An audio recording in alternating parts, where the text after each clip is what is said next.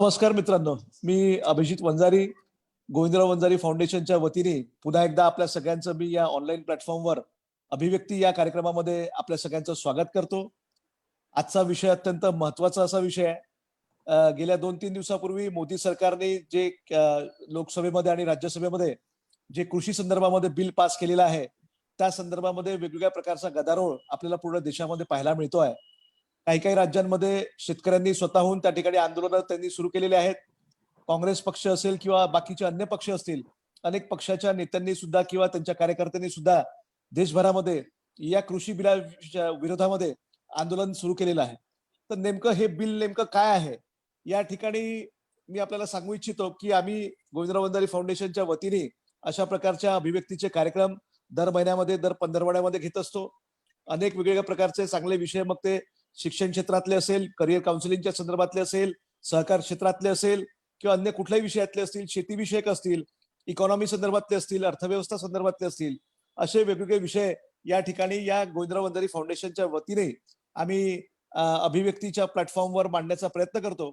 आणि मग आपल्या राज्यातले किंवा देशातले जे त्या विषयातले तज्ज्ञ आहेत, त्या तज्ज्ञाच्या माध्यमातून आपल्या लोकांना एक मार्गदर्शन मिळण्याची संधी या निमित्ताने मिळते. म्हणून आजचा हा विषय आम्ही कृषी विषयक विषय ठेवलेला आहे.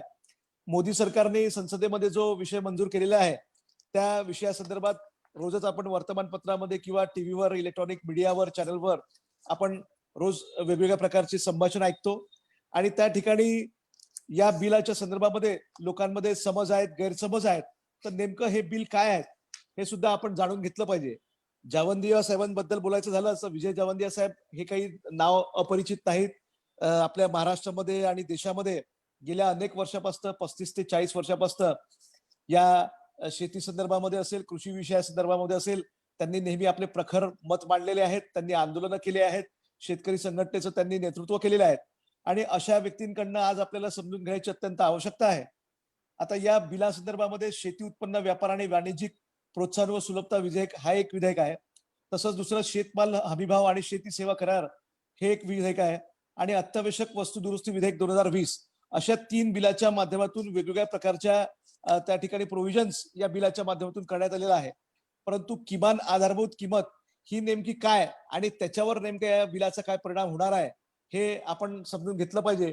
तर माझी आपल्या सर्वांना विनंती आहे, की मी आपला अधिक वेळ न घेता विजय जावंदिया साहेबांना मी विनंती करेल, की या कृषी बिलाच्या संदर्भामध्ये आणि सध्याची जी काही राजकीय परिस्थिती आहे, सध्याची आपली देशातली जी काही परिस्थिती आहे, या परिस्थिती संदर्भामध्ये आपण आपलं भाष्य करावं, एवढी विनंती करतो. धन्यवाद. नमस्कार. करू सुरू मी.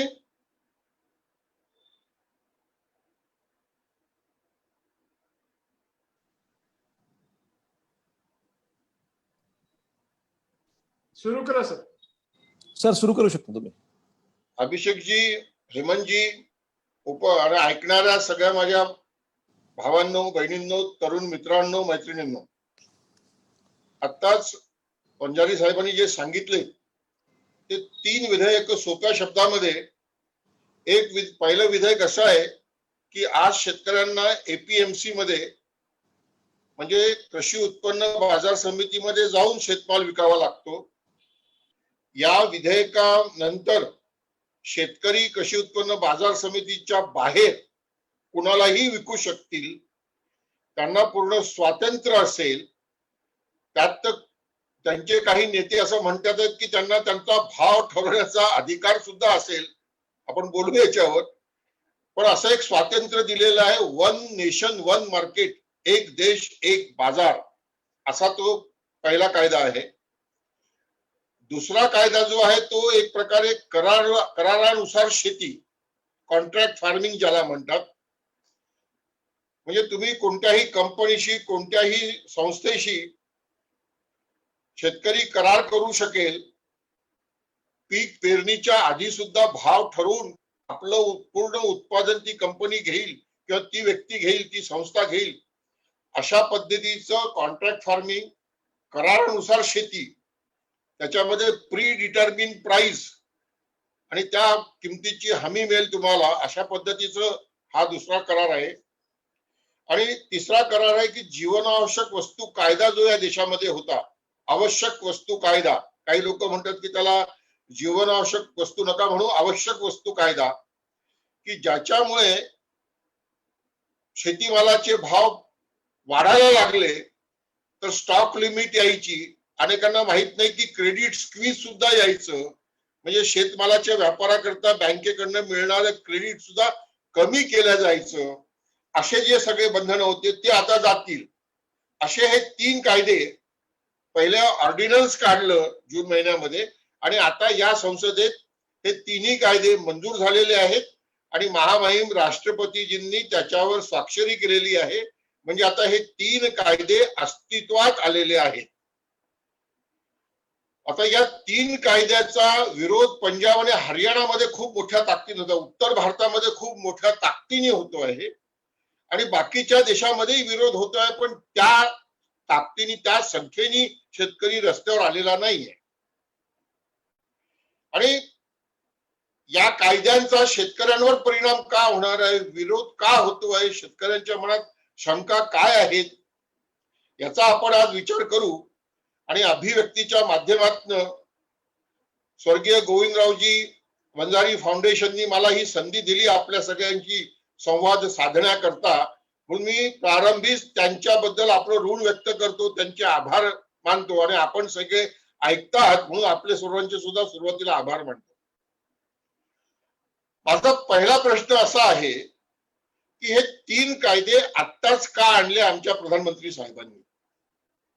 जर हे 3 कायदे इतके क्रांतिकारी आहेत की ज्या कायद्यांमुळे शेतीमध्ये एकदम परिवर्तन होणार आहे आणि शेतकऱ्यांची जी ते म्हणतात त्याप्रमाणे 70 वर्षापासून चाललेली लूट, त्याची जी व्यवस्था होती एपीएमसीच्या माध्यमातून, दलालांच्या माध्यमातून, व्यापाऱ्यांच्या माध्यमातून, ती सगळी थांबणार आहे.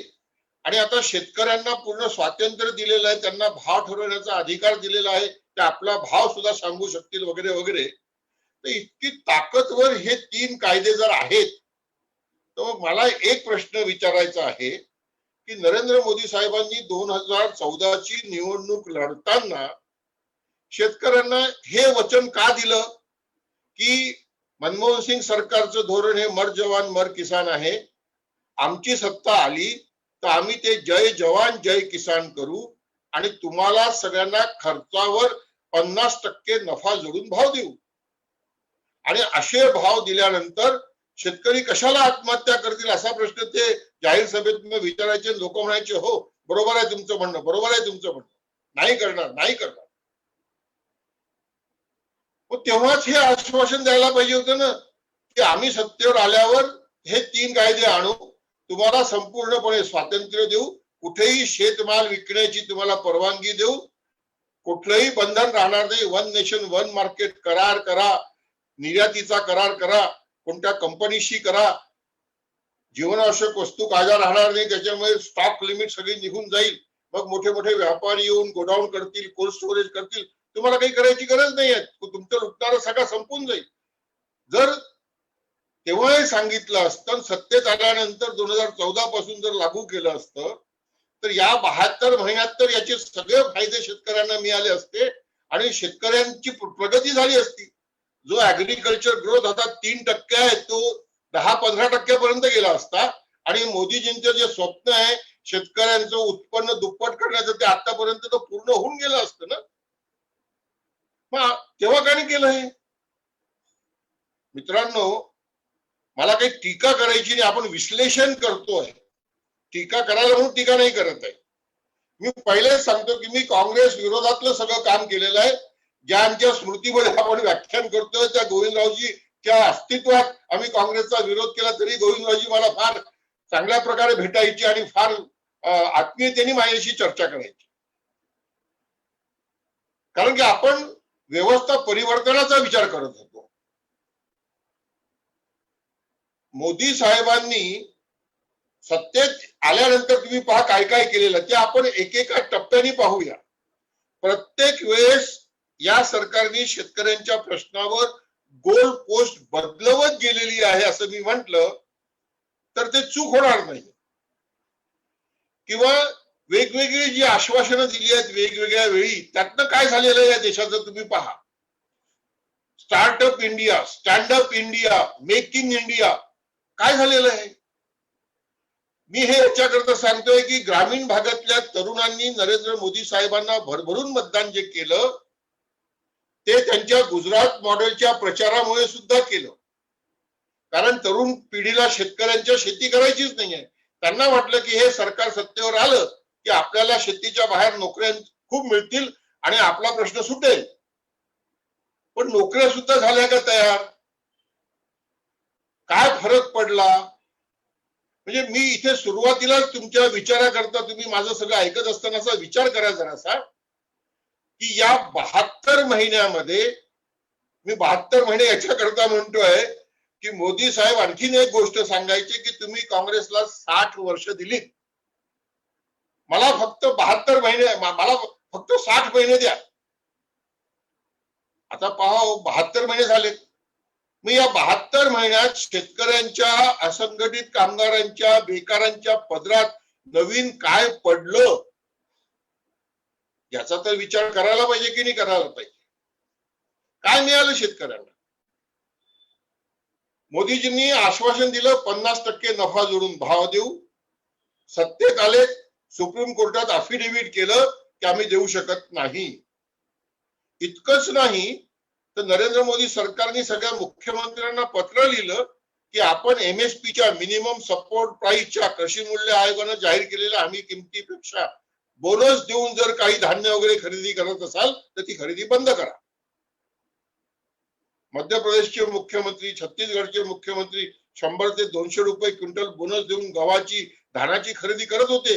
मनमोहन सिंग सरकारने त्याच्यावर कधी ऑब्जेक्शन घेतलेलं नाही, पण यांनी घेतलं. याच्या प्रतिक्रिया उमटायला लागल्यात. तेव्हा मोदी साहेबांनी एक नवीन घोषणा आपल्याला दिली की मी 2022 पर्यंत शेतकऱ्यांचं उत्पन्न दुप्पट करणार. आता हे उत्पन्न दुप्पट कसं होणार याचा अजूनही कोण शेतकऱ्यांना समजून सांगितलेली ब्लूप्रिंट कुठेही नाही. याचे जे, या समितीचे जे प्रमुख एक IAS अधिकारी डॉक्टर दळवी म्हणून आहेत, त्यांची माझी भेट ही घोषणा झाल्यानंतर 3 महिन्याच्या आतच बेंगलोरला एका सेमिनार मध्ये झाली होती. तेव्हा मी त्यांना विचारलं होतं तर ते म्हणाले आम्ही प्रयत्न करतोय, पाहूया काय डेव्हलप होतं. तर अजून काही कळलेलं नाही.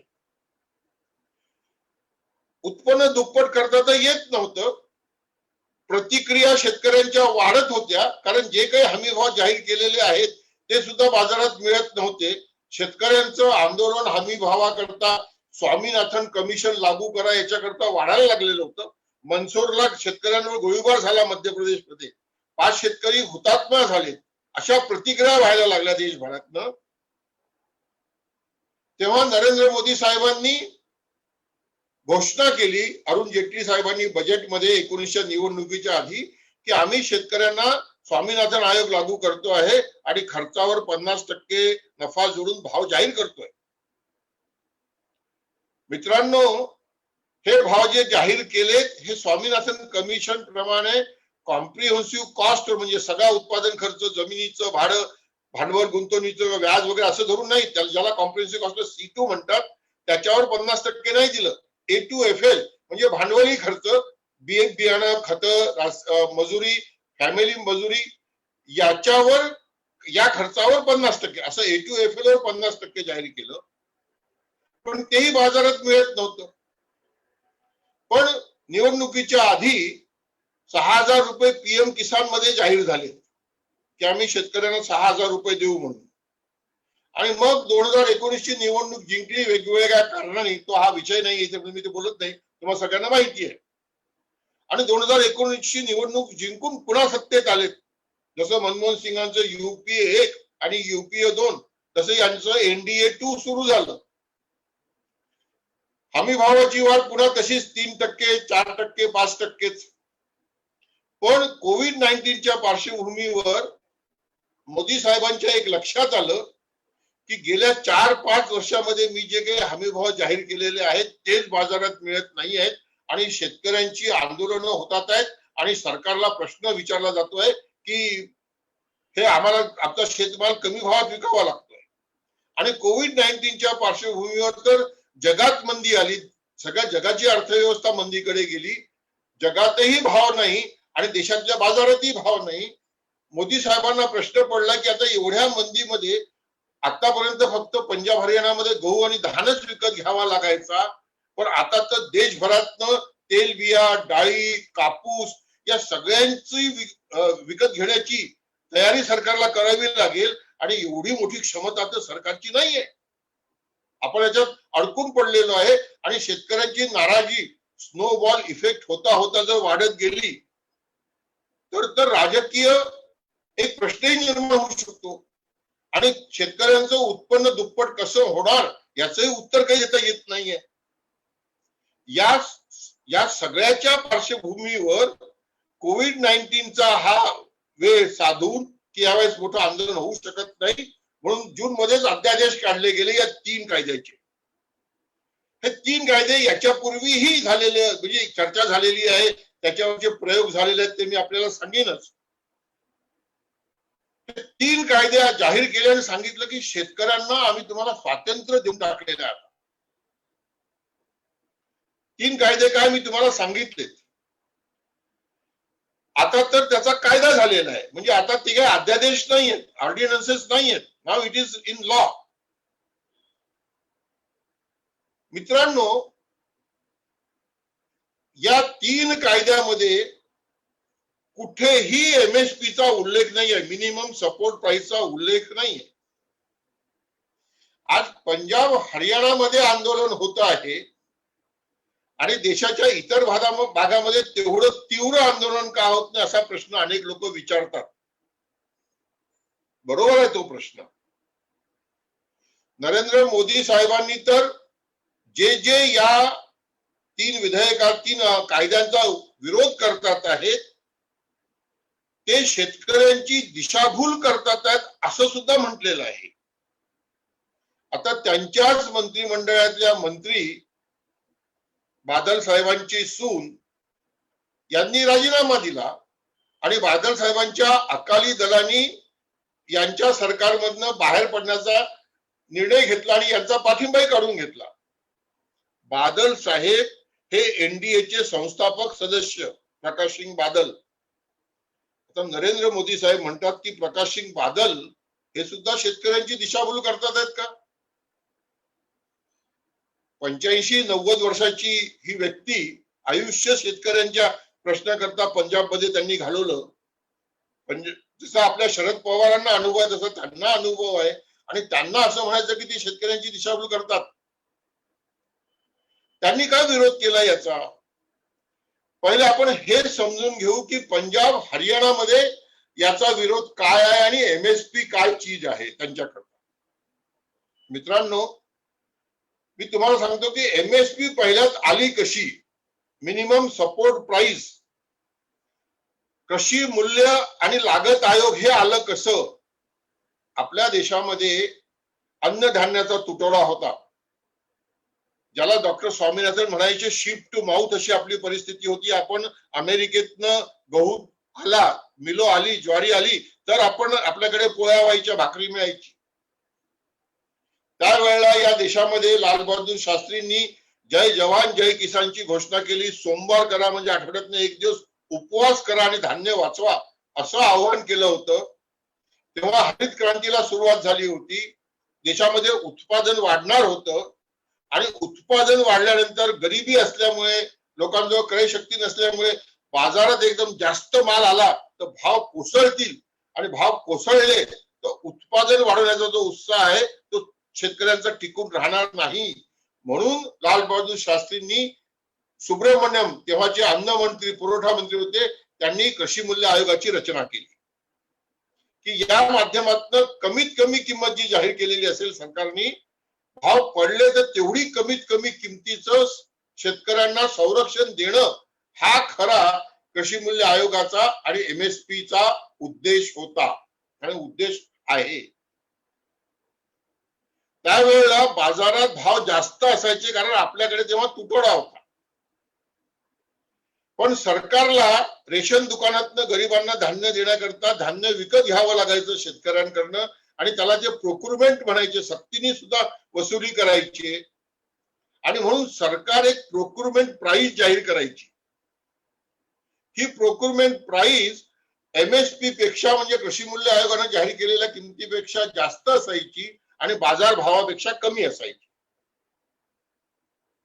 आता तर प्रोक्युरमेंट प्राइसची चर्चाच होत नाहीये. कारण काय आहे? कारण हे आहे की आता एमएसपी जी कमीत कमी किंमत आहे तीच बाजारात मिळत नाहीये, त्याच्याकरताच शेतकऱ्यांना आंदोलन करावं लागत आहे, हे समजून घेतलं पाहिजे आपण. आणि पंजाब हरियाणामध्ये याच्या विरोधात, या कायद्यांच्या विरोधात जे आंदोलन होतं त्याच्यामध्ये त्यांना भीती ही आहे की हे जे एमएसपीचं संरक्षण आहे त्यांना ते निघून जाईल की काय. कारण मोदीजींवर विश्वास कसा करायचा? आज ते एक बोलतात, उद्या एक दुसरं बोलतील. कारण पंजाब हरियाणाच्या शेतकऱ्यांचा गहू आणि धान या दोन पिकावरच तिथलं जवळपास 80% शेतमालाची व्यवस्था आहे आणि तिथलं 90% गहू आणि धान हे एफसीआयच्या माध्यमातून, फूड कॉर्पोरेशन ऑफ इंडिया, भारताच्या अन्न महामंडळाच्या माध्यमातून विकत घेतलं जातं. त्याच्यामुळे त्यांना त्या हमी भावाचं संरक्षणाची एक सवय झालेली आहे. त्याच्यामुळे एक स्थिरता त्यांच्या शेतीमध्ये आलेली आहे. मित्रांनो, याच पंजाबमध्ये मी 83 पासून दरवर्षी जात होतो किसान समन्वय समितीचा अध्यक्ष म्हणून तिथल्या भारतीय किसान युनियन सोबत शेतकऱ्यांचं आंदोलन करण्याकरता. त्या शेतकऱ्यांसोबत मी चंदीगडच्या जेलमध्ये, लुधियानाच्या जेलमध्ये 3-4दा राहिलेलो आहे. तेव्हा तिथला शेतकरी आमचा गहू मुंबईला नेऊन विकण्याचं आम्हाला स्वातंत्र्य द्या याच्याकरता आंदोलन करत होता. तिथला शेतकरी तुम्ही परदेशातनं, अमेरिकेतनं, युरोपनं महाग भावाचा गहू आणता आणि तो इथे स्वस्त करून विकता याच्याकरता आंदोलन करत होता. आमचा गहू निर्यात करू द्या ही तो मागणी करत होता.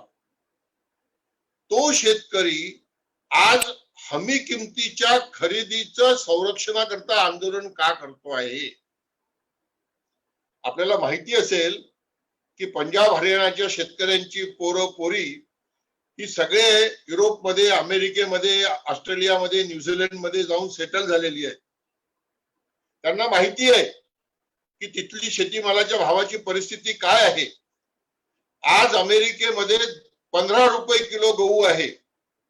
जरा विचार करावं की तो गहू मुक्त अर्थव्यवस्थेच्या, फ्री मार्केटच्या, जे आपल्याकडे फ्री मार्केटचं 1991 नंतर सुरू झालेलं आहे, खासगीकरण, उदारीकरण, जागतिकीकरण, खाऊजा, liberalisation, privatisation, globalisation, LPG model त्याला म्हणतात.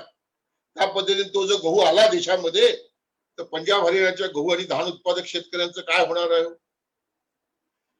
त्यांना हाही अनुभव आहे की संपूर्ण देशामध्ये शेतकरी हमी किमती करता आंदोलन करतोय.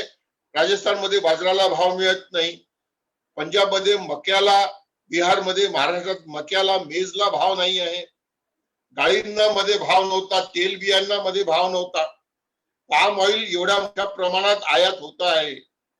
हे सगळे अनुभव आहेत. पण त्यांना धान आणि गव्हाची जी सुरक्षा मिळालेली आहे एमएसपीच्या माध्यमातून ती जाईल ही भीती वाटते, म्हणून ते एवढं मोठं आंदोलन तिथे करतात.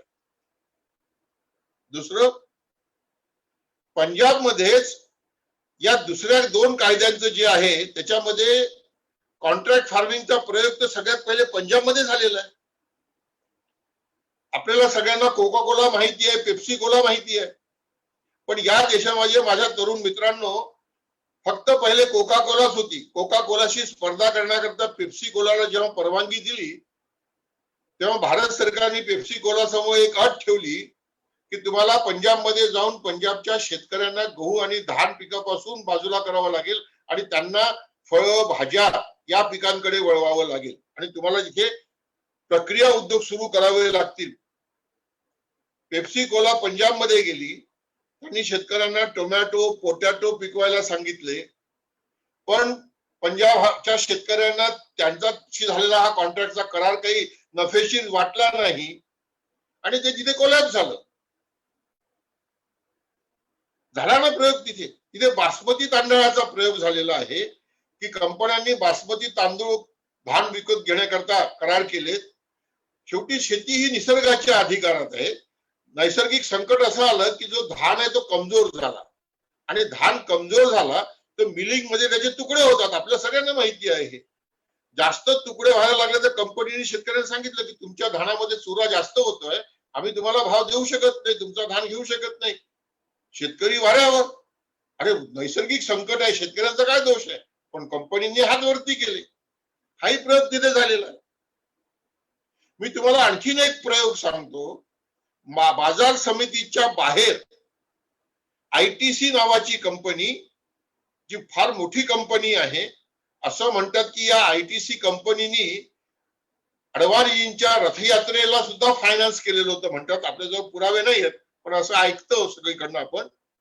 ही मोठी आयटीसी कंपनी ई चौपाल तिने देशात उघडले होते आणि आपल्या विदर्भामध्ये, मध्य प्रदेशमध्ये मोठ्या प्रमाणात सोयाबीन विकत घेण्याकरता बाजारात आली होती. खूप प्रचार आणि प्रसार करून खूप ढोल पिटले होते. 4-5 वर्ष उत्साहाने सोयाबीन खरेदी केलं आणि मग हात वरती करून केव्हा निघून गेली पताच लागला नाही. मित्रांनो, का 4-5 वर्ष उत्साहाने खरेदी केली? तेव्हा जगाच्या बाजारात सोयाबीनचे भाव अमेरिकेच्या बाजारात जास्त होते. 13-14 बुशेल, $13-14 पर बुशेल हा भाव होता. आपल्या देशातला एमएसपी हमी भाव कृषी मूल्य आयोगाचा कमी होता. अजित सिंग जी कृषी मंत्री होते तेव्हा मी त्यांना पत्र लिहिलं होतं की तुम्ही जी एमएसपी जाहीर केली आहे सोयाबीनची ही बाजार भावापेक्षा कमी आहे. माझ्याजवळ पत्र आहे, कोणाला पाहिजे असेल भाजपच्या नेत्यांना तर मी देऊ शकतो. आणि जेव्हा अमेरिकेच्या बाजारात सोयाबीनचे भाव पडले, आपल्या देशातली एमएसपी वाढत होती, तेव्हा ही कंपनीला विचार पडला की बाजार समितीच्या बाहेर आपण हमी किमतीपेक्षा कमी किमतीत जर सोयाबीन विकत घेतलं तर बदनामी होईल आपली. मुकाट्यानं हात वरती करून निघून गेली. माझा प्रश्न हा आहे की आयटीसी सारखी मोठी कंपनी जिच्याजवळ एवढं मोठं भांडवल आहे, ती शेतीमालाच्या बाजारातल्या अनिश्चिततेमध्ये, ज्याला ओलॅटिलिटी म्हणतात, त्यामध्ये ती टिकू शकली नाही. तर आता जे मोदी साहेब सांगतात की तुम्ही तुमचं एफपीओ तयार करा आणि 10,000 एफपीओ तयार करा, फार्मर्स प्रोड्युसर्स ऑर्गनायझेशन, शेतकरी उत्पादक कंपन्या, हे कशा काय टिकतील याच्यामध्ये? या 3 अध्यादेशांचे सगळे प्रयोग झालेले आहेत. आता जीवनावश्यक वस्तूचा कायदा, मी आपल्या माहिती करता सांगतो की आतापर्यंत जीवनावश्यक वस्तूचा कायदा लागू होता, पण सरकार साखरेकरता काय करत होती पहा. साखर आयातीवर आयात कर आहे, साखर निर्यातीला सबसिडी आहे, साखरेचा बफर स्टॉक करण्याकरता बिनव्याजी कर्ज आहे. जगाच्या बाजारात साखर स्वस्त असताना आपण 40 रुपये किलो साखर घेऊन खातो आहे. साखरेचा बफर स्टॉक जो केला जातो बिनव्याजी पैशानी, त्या बफर स्टॉकला कधीही साठेबाजी म्हटलेली नाही. म्हणजे जीवनावश्यक वस्तू कायदा देशात असताना साखरेचा बफर स्टॉक साठेबाजी होऊ शकत नाही, कारण राजकीय इच्छाशक्ती आहे ऊस उत्पादकांच्या आर्थिक हिताचं रक्षण करण्याची. म्हणजे झालं काय की राजकीय इच्छाशक्ती असली आणि कायदा जरी असला तरी तो कायदा बाजूला ठेवता येऊ शकतो, एक. आणि दुसरं पहा तुम्ही, आता ऑर्डिनन्स काढला की जीवनावश्यक वस्तू कायदा रद्द केला, पण कांद्याचे भाव थोडे वाढायला लागले तर ताबडतोब कांदा निर्यात बंद केली. पहिले काय व्हायचं, कांद्याकरता निर्याती करता एमईपी मिनिमम एक्सपोर्ट प्राइस, की या किमतीच्या कमी किमतीत तुम्ही कांदा एक्सपोर्ट करू शकत नाही असं बंधन वगैरे यायचं. यावेळेस तर त्यांनी जीवनावश्यक वस्तू कायदा रद्द करण्याचं ऑर्डिनन्स काढलं महामहिम राष्ट्रपतींच्या सहीने, आणि कांद्याचे थोडेसे भाव वाढल्याबरोबर कांदा निर्यात बंदीचा एकदम ऑर्डर काढला. म्हणजे काय झालं की राजकीय इच्छाशक्ती कांदा उत्पादकांचं रक्षण करण्याची नाही आहे. बिहारच्या निवडणुकीमध्ये राजकीय फटका बसू नये म्हणून कांद्याचे भाव नियंत्रणात ठेवायचे म्हणून जीवनावश्यक वस्तू कायदा रद्द केला ही घोषणा केल्यानंतर सुद्धा कांद्याची निर्यात बंद केली. म्हणजे काय झालं, ही नुसती एक प्रकारची घोषणाबाजीच नाही का होत. तुम्हाला कायदे असताना सुद्धा रक्षण करता येत होतं, करत होते. फक्त राजकीय इच्छाशक्ती पाहिजे शेतकऱ्यांच्या हिताकरता राजकारण अर्थकारण करण्याची. असाच अर्थ नाही होत का मित्रांनो? याचा अर्थ काय झाला की हे तीनही कायद्यांचे प्रयोग झालेले होते काँग्रेसच्या राज्यात, पण त्यात काही यश मिळालं नाही. काँग्रेसनी ते कायदे तसेच्या तसे कागदावरच ठेवले, त्याच्याकरता काही पुढे पाऊल टाकण्याचा त्यांनी प्रयत्न केला नाही. आणि जे बाजार समितीच्या बाहेर विकतात आहेत, जे कॉन्ट्रॅक्ट फार्मिंग करतात ते करतातच आहेत. आपल्या महाराष्ट्रात तर प्रायव्हेट बाजार समित्या आहेत ना जागोजागी. यवतमाळमध्ये एक सुरू झाली, त्याचं उद्घाटनाचं मला आमंत्रण आलेलं होतं. बाजार समितीच्या बाहेर तुम्हाला भाजीपाला विकण्याची परवानगी आहे. रयतू बाजार अनेक राज्यांमध्ये सुरू झालेले होते ना. पण यांनी शेतकऱ्यांचा प्रश्न सुटला असं काही झालं नाही. आता एमएसपी करता पंजाब हरियाणाचा शेतकरी रस्त्यावर आहे. त्याच्याकरता अकाली दल यांच्या सरकारमधनं बाहेर पडलेलं आहे, कारण एमएसपी बद्दलचा प्रश्न निर्माण झालेला आहे. सर्वसामान्य शेतकऱ्यांचं म्हणणं काय आहे, जे मगाशी वंजारी साहेबांनी सुद्धा सांगितलं एमएसपीचं. सर्वसामान्य शेतकऱ्याचं म्हणणं असं आहे की ठीक आहे, तुम्ही हे 3 कायदे केले ना, काही हरकत नाही, पण या 3 कायद्यांमध्ये कुठेही एमएसपीच्या संरक्षणचा उल्लेख सुद्धा नाहीये. तो का नाही केला? मग मुद्दा तोच आहे ना. माझा सुद्धा प्रश्न हा आहे की मोदी साहेबांना, भारतीय जनता पार्टीच्या नेत्यांना आणि भारत सरकारला जर हा विश्वास आहे की बाजार समितीच्या बाहेर शेतमाल विकून शेतकऱ्यांची 70 वर्षापासून जी लूट बाजार समितीमध्ये होत होती ती थांबवता येते आणि ती थांबवली जाईल, म्हणजेच बाजार समितीच्या बाहेर जे कोणी विकत घ्यायला येईल, मोठमोठ्या कंपन्या, मोठमोठे व्यापारी, ते एमएसपी पेक्षा जास्त भाव देतील. तर मग भारत सरकारला एवढं का करता नाही आलं की या देशामध्ये कोणताही शेतीमालीचा मालाचा करार, मग तो आयातीचा असो, तो फ्युचर मार्केटमध्ये असो, तो कॉन्ट्रॅक्ट फार्मिंग मध्ये असो, तो एपीएमसीच्या बाहेर कोणत्याही व्यापाऱ्याला विकणं असो, तो एमएसपीच्या कमी किमतीत होणार नाही. एवढं म्हणायला काय हरकत होती? पण नाही म्हटलं त्यांनी. ते का नाही म्हटलं? त्याच्यावर आमच्या देशाच्या कृषी मंत्र्यांनी, तोमर साहेबांनी काय म्हटलं? त्यांनी असं म्हटलं की काँग्रेसच्या राज्यात सुद्धा एमएसपी हे कायदेशीर केव्हा होतं? स्टॅट्युटरी नव्हतंच ना. मान्य आहे मला, हे नव्हतं ना त्यांच्या राज्यामध्ये, आणि ते तेव्हाही नव्हतं आणि आत्ताही नाहीये. मला तोमर साहेबांना प्रश्न विचारायचा आहे की ठीक आहे, काँग्रेसच्या राज्यामध्ये नव्हतं ना, काँग्रेसने शेतकऱ्यांची लूट केली म्हणून तर तुम्हाला सत्तेवर आणलं ना. दुसऱ्यांदा तुम्हाला त्याच्याकरता सत्तेवर आणलं की तुम्ही अजून बदल कराल काहीतरी चांगलं. मग काँग्रेसने चूक केली, ती चूक तुम्ही का करता? हा माझा पहिला प्रश्न आहे. दुसरा प्रश्न असा की आमच्या देशामध्ये तर शेती हा राज्याचा विषय आहे, एपीएमसी तर हा राज्याचा विषय आहे, तुम्ही स्वतःच म्हणतात. मग गुजरातचे मुख्यमंत्री मोदी साहेब 14 वर्ष होते, शिवराज सिंग चौहान 15 वर्ष मुख्यमंत्री होते, मध्य प्रदेश आजही आहेत, रमन सिंग 15 वर्ष मुख्यमंत्री होते छत्तीसगडचे, आजही आहेत, 6 वर्ष वाजपेयीजींचं सरकार होतं दिल्लीला, आणि मग 10 वर्ष मनमोहन सिंगांचं सरकार होतं. पण तुम्ही तर 15 वर्ष मुख्यमंत्री होते ना. मग वाजपेयी सरकारच्या वेळेस तुम्हाला एमएसपीचा कायदेशीर कायदा करण्यात नाही आला, ठीक आहे, पण तुम्ही 15 वर्ष मुख्यमंत्री असताना मनमोहन सिंगांच्या सरकारवर दबाव का नाही आणला की हा कायदेशीर करा म्हणून एमएसपी? किती वर्ष तुम्ही हे 70 वर्ष काँग्रेसचे म्हणत राहणार आहे आणि शेतकऱ्यांना भडकवत राहणार आहे?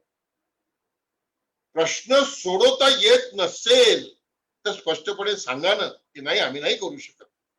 खोटी आश्वासनं देऊन किती दिवस आपण अशा पद्धतीने त्या शेतकऱ्यांची थट्टा करत राहणार? हा माझ्यासमोर मोठा प्रश्न आहे. मित्रांनो, याच्या सोबतच या निर्णयाला एक आणखीन कारण आहे. ते कारण म्हणजे आंतरराष्ट्रीय दबाव. आपण मुक्त अर्थव्यवस्थेच्या WTO मध्ये साईन केलेली आहे आणि हे WTOचं मुक्त अर्थव्यवस्थेचं गेल्या 30 वर्षाचं आपण जर अभ्यास केला तर आपल्याला काहीही फायदा झालेला नाही. मुक्त अर्थव्यवस्थेचं समर्थन करताना WTO मधल्या अग्रीमेंट ऑन ऍग्रीकल्चरवर सही करताना भारतीय शेतकऱ्यांना असं स्वप्न दाखवलं गेलं होतं की अमेरिकेच्या, युरोपच्या श्रीमंत देशाच्या शेतकऱ्यांच्या सबसिडी कमी होतील, त्यांचा उत्पादन खर्च वाढेल आणि भारतातून शेतीमालाची निर्यात वाढेल आणि शेतकऱ्यांना नफा होईल, शेतकऱ्यांची गरिबी दूर होईल, कर्जबाजारीपणा दूर होईल, बेकारी दूर होईल. या 30 वर्षात अमेरिका, युरोपच्या शेतकऱ्यांच्या सबसिडी काही कमी झालेल्या नाही. उलट जगातल्या बाजारातले शेतीमालाचे भाव पडलेले आहेत. सोनारे साहेबांना माहिती आहे की 97 ते 2003 या देशामध्ये 110 लाख कापूस गाठींची आयात झालेली होती. तेव्हा अटल बिहारी वाजपेयी सरकार होतं. आंध्रमध्ये चंद्राबाबू नायडू मुख्यमंत्री होते आणि सगळ्यात पहिले शेतकऱ्यांच्या आत्महत्यांची मोठी संख्या ही आंध्र प्रदेश मधल्या कापूस उत्पादकांची आहे. हे सत्य नाकारता येईल का हो? आणि आज काय झालेलं आहे, आज आपला हमीभाव वाढलेला आहे. हमी भावाची खरेदी गव्हाची आणि धानाची पंजाबमध्ये आणि हरियाणामध्ये 80-85% होते आहे. आणि अमेरिका आणि युरोप भारत सरकारवर, मनमोहन सिंगांचं सरकार होतं तेव्हा सुद्धा असं म्हणत होतं की तुम्ही हमी भावाची जी गव्हाची आणि धानाची खरेदी करता त्याच्यामध्ये अग्रीमेंट ऑन ऍग्रीकल्चर मध्ये WTO मध्ये तुम्हाला जो ऍग्रीकल्चर मेजर सपोर्टचा AMS त्यातनं जी सबसिडी 10% देण्याची सोय आहे त्याची मर्यादा तुम्ही क्रॉस केलेली आहे. तुम्हाला हे कमी करावं लागेल, डिसिप्लिन मध्ये यावं लागेल. आम्ही तुम्हाला पीस क्लॉज वर आता सध्या सोडतो आहोत. एक प्रकारचा उपकार त्यांनी आपल्याला केलेले आहे.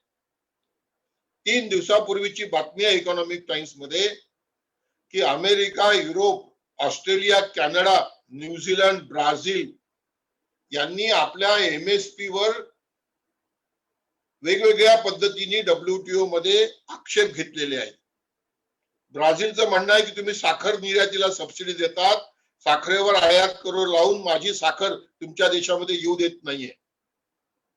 ऑस्ट्रेलिया, कॅनडा आपल्या डाळीच्या हमी किमतीच्या खरेदीवर आक्षेप घेतो आहे, डाळीवर आयात कर लावण्यावर आक्षेप घेतो आहे. न्यूझीलंड दूध पावडरवर, बटर ऑइलवर इम्पोर्ट ड्युटी लावण्यावर आक्षेप घेतो आहे.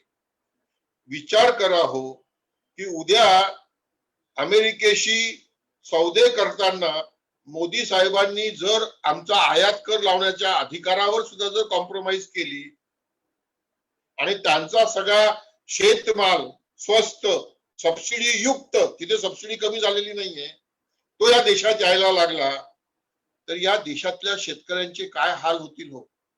पंजाब आणि हरियाणाच्या शेतकऱ्यांच्या मनामध्ये ही भीती आहे आणि म्हणून ते एवढ्या मोठ्या प्रमाणात आंदोलन करतात आहे.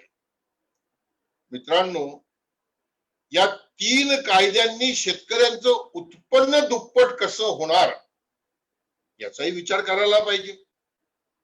जर जगातच भाव नाही आहे, देशातल्या बाजारातही भाव नाही आहे, तर फक्त APMCच्या बाहेर विकण्याची परवानगी दिली तर कोण व्यापारी जास्त भावात कापूस घ्यायला येईल हो?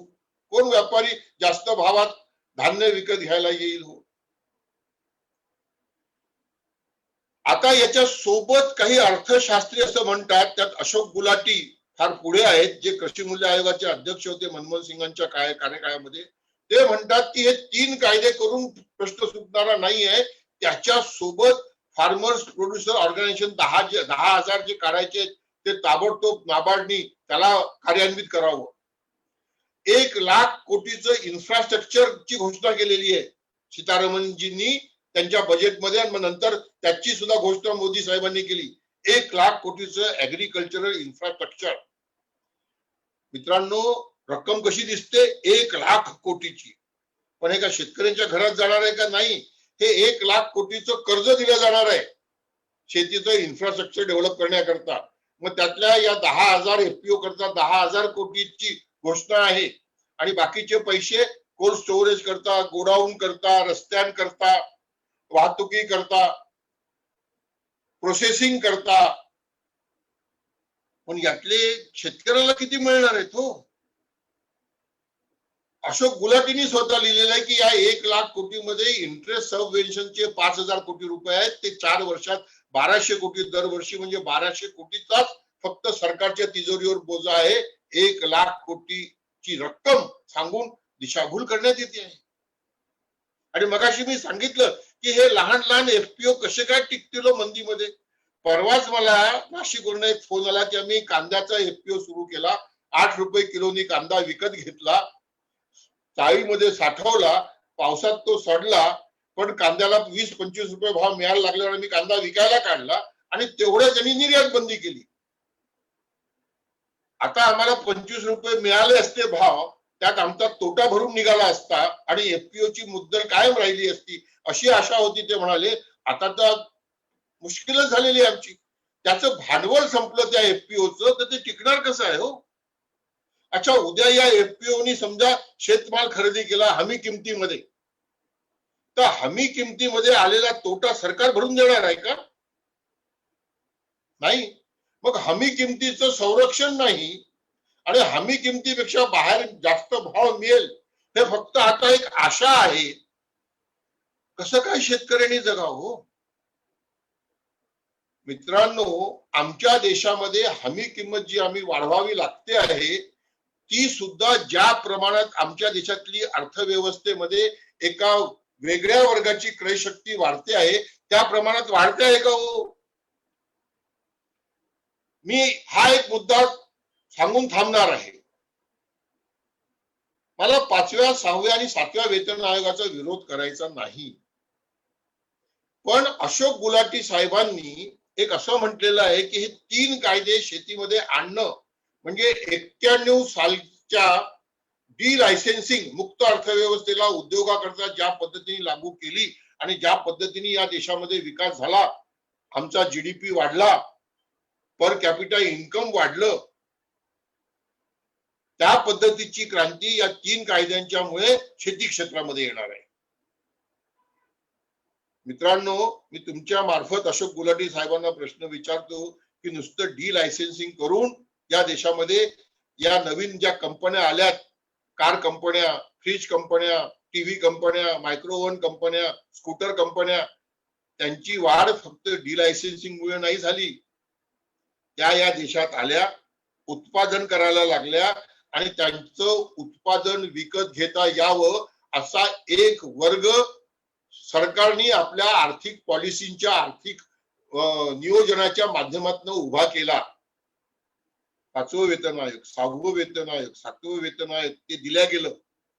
5व्या वेतन आयोगाचं कमीत कमी वेतन 2,500 रुपये, 6व्याचं 7,000 रुपये आणि 7व्याचं 18,000 रुपये. आज कलेक्टरचा पगार 2 लाख ते 3 लाख रुपये आहे. चीफ सेक्रेटरीचा पगार, प्रोफेसर साहेबांचे पगार काय आहेत तुम्ही तुमच्या कॉलेजमध्ये पाहू शकता. विरोध नाही त्याचा आम्हाला, पण हा एक वर्ग उभा केला गेला क्रयशक्तीचा आणि त्याच्या सोबत एक पॅरलल इकॉनॉमी दिल्या गेली की कर्ज घ्या आणि वस्तू विकत घ्या. फ्रीज करता कर्ज, मायक्रोओव्हन करता कर्ज, टीव्ही करता कर्ज, कार करता कर्ज, असा एक पॅरलल इकॉनॉमी तयार केली गेली, अशी क्रयशक्ती दिली गेली. तेव्हा कुठे हे उद्योग उफावले. आणि तुम्ही अशोकजी म्हणता की शेतीमध्ये 3 कायदे आले तर सगळं त्याच्यासारखंच होणार आहे. माझ्या मित्रांनो, आमच्या देशामध्ये गरीब माणसाजवळ क्रयशक्ती नाही म्हणून त्याला 1 रुपये, 2 रुपये, 3 रुपये किलोची अन्न सुरक्षा द्यावी लागते ना. ती काँग्रेसने दिली, मोदी सुद्धा तेच देतात आहेत. या कोविड-19च्या पार्श्वभूमीवर 5 किलो धान्य फुकट दिलं, त्याचे ढोल किती वाजवले जातात? काय याचा अर्थ आहे?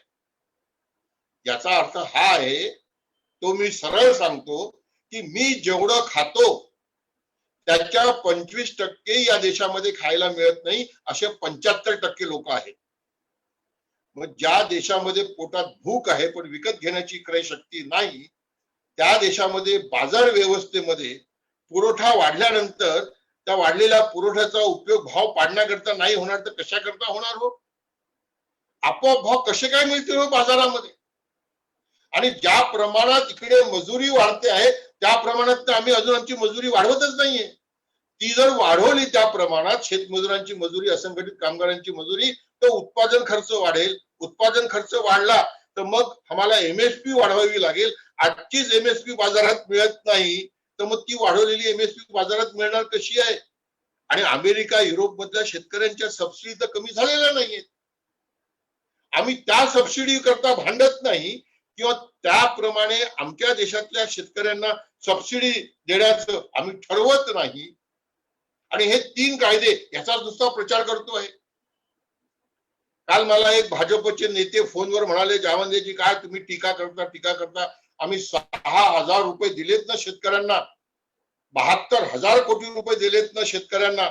अरे बरोबर आहे हो साहेब. मी त्यांना म्हंटल तुम्ही हे 72,000 कोटी रुपयाचे ढोल वाजवता हो. 12 कोटी शेतकऱ्यांना 72,000 कोटी दिलेले आहेत. माझ्या भावांनो, बहिणींनो, मुलांनो, मुलींनो लक्षात ठेवा. पण 7व्या वेतन आयोगात 1 कोटी केंद्रीय कर्मचाऱ्यांकरता 1 लाख कोटीची व्यवस्था आहे, ती दरवर्षीची आहे. जरा विचार करा हो की 1 कोटी कर्मचाऱ्यांना 1 लाख कोटी आणि 12 कोटी शेतकऱ्यांना 72,000 कोटी. कसा काय सबका साथ सबका विकास होईल हो? आणि मित्रांनो, हे काही मी मोदीजींना प्रश्न विचारत नाही. हे मी 2006 मध्ये डॉक्टर मनमोहन सिंगांना विचारलं होतं, जे जेव्हा 30 जून 2006 ला माझ्या गावात वायफडला आले होते. त्यांना सुद्धा सोडलं नव्हतं मी. त्यांना मी तर चक्क असं म्हटलं होतं तिथे की जेव्हा केव्हा तुम्ही 6वं वेतन आयोग लागू कराल तेव्हा 6व्या वेतन आयोगाचं कमीत कमी वेतन हे आमच्या शेतमजूर भावा बहिणीचं असलं पाहिजे आणि ते हिशोबात घेऊन शेतीमालाचे भाव जाहीर झाले पाहिजे.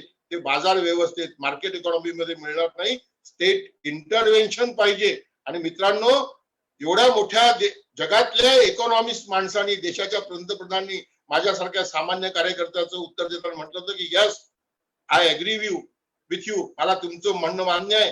दिल्लीला जाऊन कृषी मूल्य आयोगाच्या अध्यक्षांना बोलून त्यांच्याशी या विषयावर चर्चा करतो आणि काही करू आपण याच्यावर. कापसावर आयात कर लावू. हे सगळं त्यांनी तिथे दिलेलं होतं ना. प्रश्न मनमोहन सिंग आहे की मोदीजी हा नाही आहे. प्रश्न हा आहे, डॉक्टर बाबासाहेब आंबेडकरांनी जी घटना दिली त्या घटनेचा अर्थ हा आहे की या देशातल्या प्रत्येक माणसाला माणसासारखा जगण्याचा अधिकार देणारी राजकीय, आर्थिक, सामाजिक व्यवस्था निर्माण झाली पाहिजे. ती होते आहे का? त्याच्या कसोटीवर आपण सगळं पारखलं पाहिजे. मित्रांनो, मला एवढंच म्हणायचं आता. मी हे शेवटचं तुमच्या समोर मांडतो आणि थांबतो की मोदीजी म्हणतात शेतकऱ्यांचं उत्पन्न दुप्पट करणार आहे. मोदीजी, शेतकऱ्यांचं उत्पन्न दुप्पट कसं होणार माहिती नाही, पण जर शेतकऱ्यांचं उत्पन्न दुप्पट करायचं असेल तर शेतमजुराचंही उत्पन्न दुप्पट व्हायला पाहिजे की नाही व्हायला पाहिजे?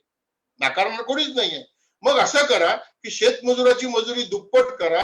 की तुम्ही कोविडच्या मध्ये 182 जी 200 केली, फक्त 18 रुपयांनी वाढवली, ती 364 करा आणि 364 रुपये हिशेबात घेऊन शेतीमालाचे हमी भाव जाहीर करा. ते भाव बाजार व्यवस्थेमध्ये मिळणार नाही. मग बाजार व्यवस्थेमध्ये जो काही भाव एपीएमसीच्या बाहेर मिळेल तो भाव आणि हे जाहीर झालेले भाव यातलं जे अंतर आहे ते भावांतर योजनेच्या माध्यमातून नाही तर पीएम किसान योजनेच्या माध्यमातून शेतकऱ्यांना द्या. हे जर केलं तर सबका साथ सबका विकास झाला असं म्हणता येईल. नुसते हे 3 कायद्याचे बुजगावणे हे शेतकऱ्यांना काही काळ झुंझुना मिळाला म्हणून वाजवत राहतील, पण शेतकरी शेवटी मरत नाही म्हणून जगतच राहील. आणि हे होऊ नये म्हणून माझी विनंती आहे की शेतकऱ्यांच्या या व्यथा समजून घेऊन, जसं चौधरी चरण सिंग जी म्हणायचे कि एक किसान तू तेरी एक नजर हल पर रख और दूसरी नजर दिल्ली पर रख. आज आमच्या देशामध्ये माझ्या तरुणांनो गरज ही आहे की आपण शेतकऱ्यांना चौधरी चरण सिंगांचं वाक्य थोडंसं बदलून असं सांगायला पाहिजे कि एक किसान तू तेरी एक नजर हल पर रख और दूसरी नजर अमेरिका की राजधानी वॉशिंग्टन और विश्व व्यापार संघटना की राजधानी जिनेवा पर रख. वॉशिंग्टन आणि जिनेवावर नजर ठेवून या देशातल्या माणसाला माणसासारखा जगण्याचा अधिकार देणारी राजकीय, आर्थिक, सामाजिक व्यवस्था तुमच्या तरुण पिढीच्या नेतृत्वात तयार व्हावी हीच माझी आशा आहे. आपण सगळ्यांनी ऐकून घेतलं त्याबद्दल आपल्या सगळ्यांना नमस्कार, धन्यवाद. धन्यवाद विजय जवंदिया साहेब. अतिशय उत्स्फूर्त आणि अतिशय सोप्या, सरळ आणि स्पष्ट शब्दामध्ये तुम्ही विदर्भातील जनतेसमोर या तिन्ही विधेयकाबद्दल, कृषी विधेयकाबद्दल आपलं मत मांडलं. शेतकऱ्यांना ना मोबदला ना सन्मान, आपल्याच क्षेत्रात जर कामगार होऊन राबवावं लागेल असं जर काही होत असेल तर मला असं वाटतं की या 3 विधेयकातून असा एक गंध येतोय की शेतकरी हा कदाचित व्यापाऱ्यांच्या हातातला खेळणं तर होऊन राहणार नाही ना. किमान आधारभूत किंमत मिनिमम सपोर्ट प्राइस वाढली तर शेतकऱ्यांच्या सन्मानात आणि समृद्धीत भर पडेल, यात काहीच शंका नाही. बळीराजा नेहमीच बंधनात राहिलेला आपण बघितलंय, पण शेतकऱ्यांच्या साधेपणाचा गैरफायदा घेतला जातो आणि त्यामुळे अनेक प्रश्न निर्माण होतात आणि त्या प्रश्नांचा बगल देत अनेक सरकार येतात जातात पुन्हा येतात, पण शेतकरी तिथला तिथेच राहतो. जो बळीराजा आहे, जो राजा आहे, त्याला राजासारखं जर ट्रीटमेंट मिळायला पाहिजे, त्या प्रकारचं संगोपन व्हायला पाहिजे आणि त्यातच भारताचं यश आहे असं मला वाटतं. या विधेयकांद्वारे शेतीला प्रोत्साहन आणि सुलभता देत कॉन्ट्रॅक्ट फार्मिंगला नॅशनल फ्रेमवर्क मध्ये बसवण्याचा प्रयत्न सरकारचा दिसतोय. शेतकऱ्यांची सर्वात मोठी भीती जी तुम्ही पण बोलून दाखवली ती MSP चा हक्क संपेल का अशी वाटते आहे. शेतकऱ्यांना बळ मिळावं, त्यांचं उत्पन्न दुप्पट व्हावं आणि शेतकरी आणि शेती फायदेशीर ठरवावी या प्रकारे जर काही करायचं असेल तर मला वाटतं की शेतीला, जसं तुम्ही म्हटलं की वॉशिंग्टनकडे आपली नजर असायला पाहिजे. एक नजर हालावर आहे, दुसरी वॉशिंग्टनकडे.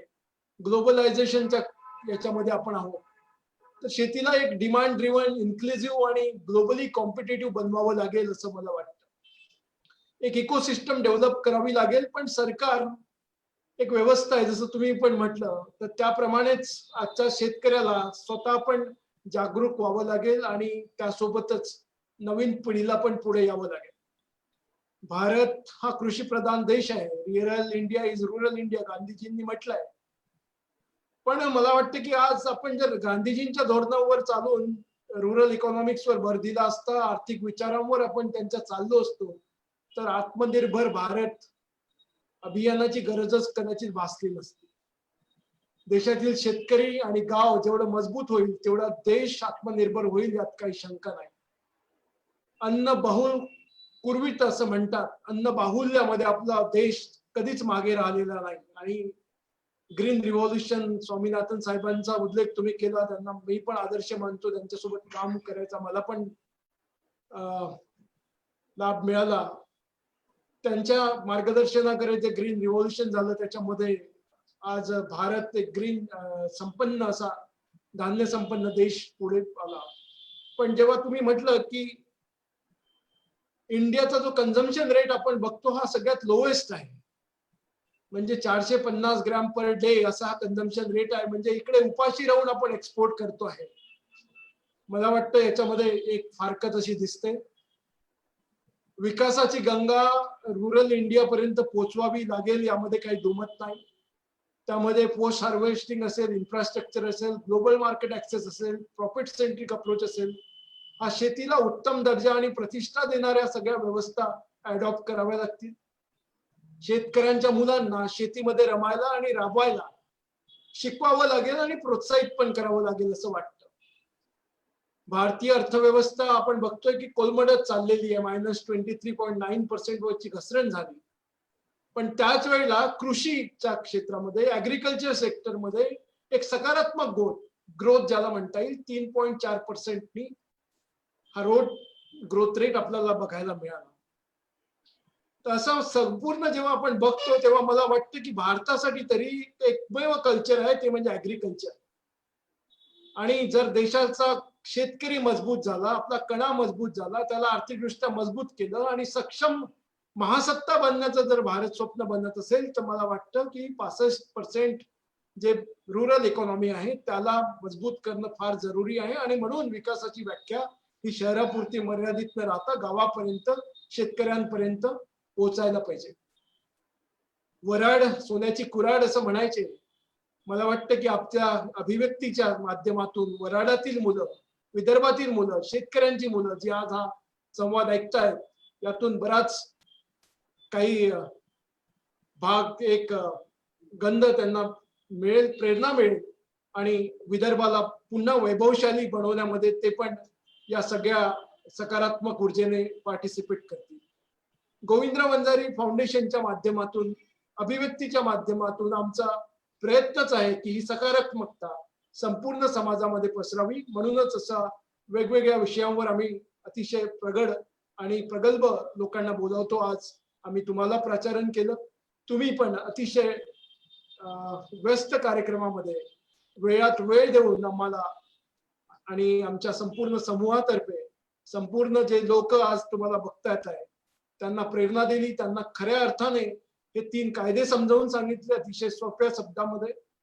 मी अभिव्यक्तीच्या माध्यमातून गोविंदराव वंजारी फाउंडेशन आणि वंजारी ग्रुप ऑफ इन्स्टिट्यूशन तर्फे तुमचे आभार व्यक्त करतो.